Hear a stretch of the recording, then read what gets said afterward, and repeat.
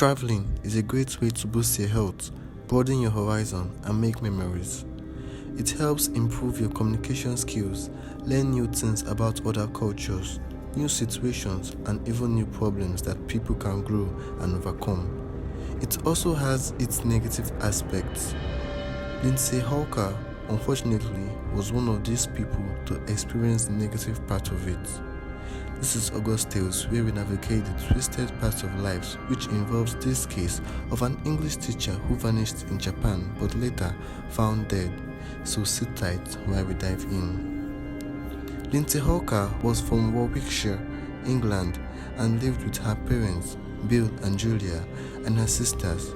She was known for her boundless enthusiasm for life. She was a bright student and received her degree in biology at the University of Leeds. Lindsay had plans to pursue her master's degree. She decided to take a gap year to teach English in Japan. In 2007, 22-year-old Lindsay arrived in Japan for her position at the Tokyo branch of Nova, Japan's largest private English school then. Lindsay would talk to her parents on telephone, email, and Skype. She would often talk about how good her experience was and how great the people were. She got an apartment with two other female teachers, one from Canada and the other from Australia. On March 22, Lindsay traveled by train from work to home. During her journey, a strange man approached her and asked if she was his teacher. So this man was a complete stranger who had never been to her class before, and she said no as she knew all the students in her class. But the man kept on insisting that he was. Lindsay started feeling uneasy and felt the guy was creepy. She quickly got on her bike and started cycling away, but the man kept following her even as she cycled faster so that he wouldn't meet up with her. But he was running at full speed. She soon got home and the man caught up with her, completely gasping for air, and requested for a glass of water.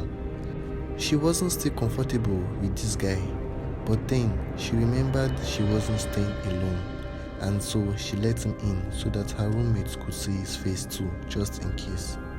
After a cup of water, the man asked if Lindsay could take him on a private English lesson and that he would pay generously for it. Lindsay agreed, but only on an account that they meet in a public area on a Saturday, like a local coffee shop, for their lesson. The man back at her apartment quickly drew a picture of Lindsay and signed it with his name, telephone, and email address. And this man's name was Tatsuya Ichihashi. He was born in Chiba Prefecture on January 5th, 1979. He graduated from Chiba University and majored in horticulture, but he never worked in the field because he was from a wealthy family. His father was a brain surgeon and his mother was a dentist, so he was living largely on his parents' money. Tatsuya was a socially isolated person and was obsessed with violent manga. He had assaulted a woman and tried to rob her in the streets.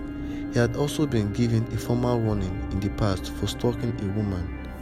He was also obsessed with physical fitness and spent hours working out. Tatsuya's health was deteriorating, but he wasn't urged to seek help, and now he was developing a fixation on a random stranger, the young English language teacher from the UK, Lindsay Hawker. On March 24th, Lindsay left the apartment and never came back. Days later, her roommates called the police and reported Lindsay missing, but I don't think the police took it seriously. But however, the staff of Nova School contacted Lindsay's father and told him she had failed to come to school for 2 days. Her family was worried too that she hasn't been replying their texts or answering calls, so had to come over to Japan to look for their daughter themselves. Tatsuya's name was the first information gotten as she was last seen with him, and also the roommates knew she was meeting up with him the day she got missing. Police got CCTV photos of the local cafe where they had the lesson and had ordered drinks. They left the cafe for Tatsuya's apartment in a cab by using the excuse of not having money to pay her, thereby luring her into the house. Lindsay asked the taxi driver to wait for her while she gets the money so that they can live together. After 7 minutes, the taxi driver left, thinking she had changed her mind and decided to go for another job, and he was the last person to see her alive. Since Tatsuya wrote his address on Lindsay's drawing, the police went to his apartment immediately, but they were shocked by what they had discovered.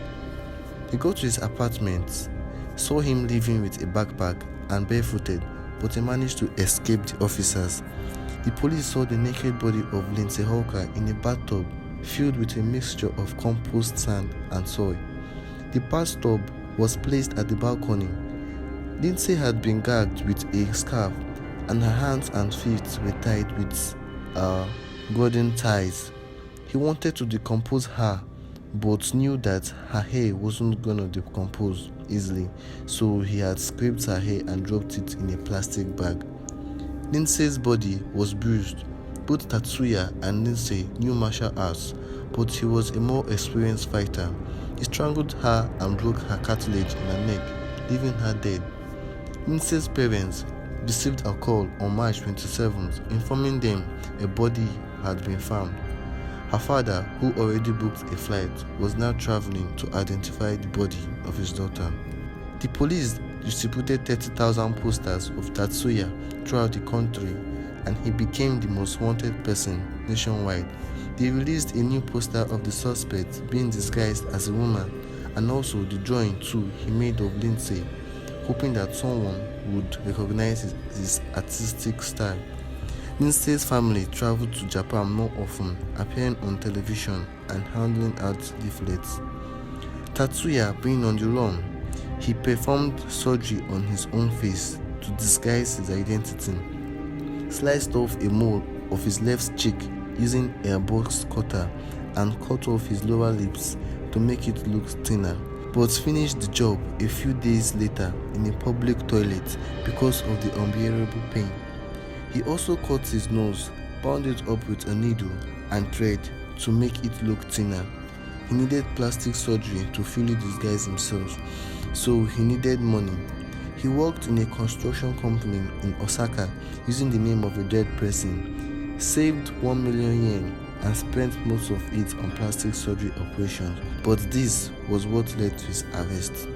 A cosmetic surgery clinic in Nagoya reported to the police when they saw unusual scars on his face and sent pictures to the police.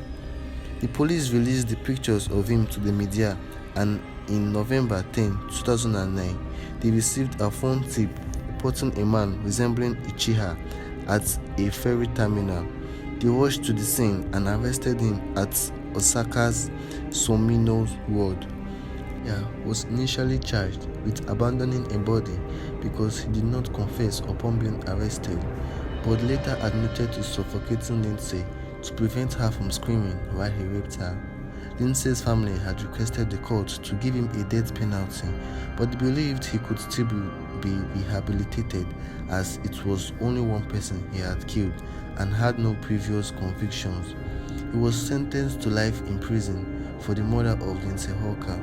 Tatsuya published a book where he talked about how he stayed in hiding for complete 2 years, and the book turned out to be a bestseller. He offered all royalties to Lindsay's family, but they rejected the money. I hope the family always finds strength to overcome their hard times. Thanks for watching this video, and let me know in the comments if Tatsuya's sentence was a good one or he should have gotten a death penalty. And please do not forget to subscribe. Thank you.